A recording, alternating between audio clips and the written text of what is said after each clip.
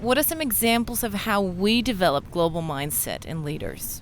Well, I think we do it at multiple levels. I think the coaching is obviously a part, because when you're coaching somebody about a particular challenge in a global context, you need to have your antenna out to whether this is being driven by language issues or cultural issues.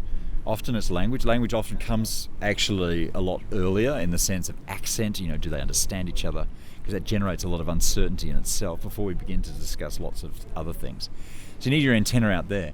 And when we look at courses, when we train and we create workshops, some of that is engineering workshops where people can learn together from different cultures and get at least a positive experience in the classroom, interacting in a way that brings out the best in people who are very good in English and some who are less so. And I mean, an example recently, we had a classroom with Midwest Americans, Eastern Europeans, Chinese, and I think we had some Indonesians in the classroom, and a couple of Scandinavians.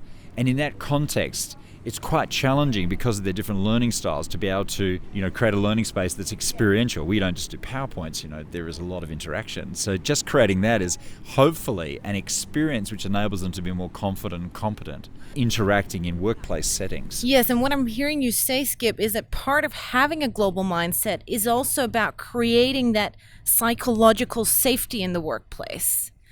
We don't want to bring out the worst in each other, which is what happens. And often it's not intentional, but because of that uncertainty, and then we start getting our negative reactions to things, our negative psychological reactions, which are defense mechanisms, which can be withdrawing or getting overly engaged and dominating, one of the two. And that's something we need to work on very actively, because that is the psychological reaction to uncertainty. It's either getting dominating or withdrawing, one of the two.